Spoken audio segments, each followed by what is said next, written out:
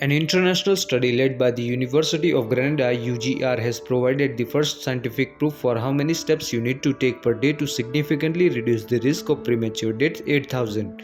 Given the average length of a human stride, 76 centimeters for men and 67 centimeters for women, taking 8,000 steps is equivalent to walking approximately 6.4 kilometers a day.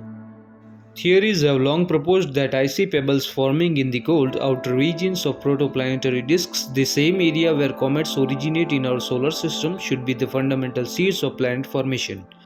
The main requirement of these theories is that pebbles should drift inward toward the star due to friction in the gaseous disk, delivering both solids and water to planets.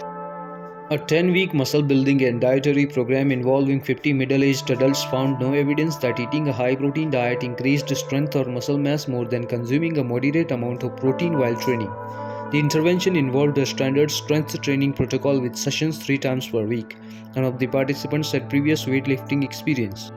When we talk about unwritten rules, we refer to the informal norms and expectations that guide social interactions.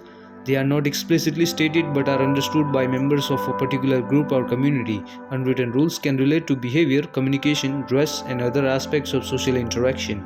They are often learned through observation and experience rather than formal instruction.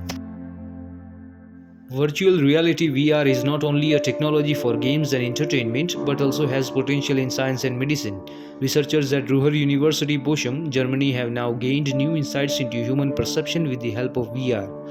They used virtual reality scenarios in which subjects touched their own bodies with a virtual object.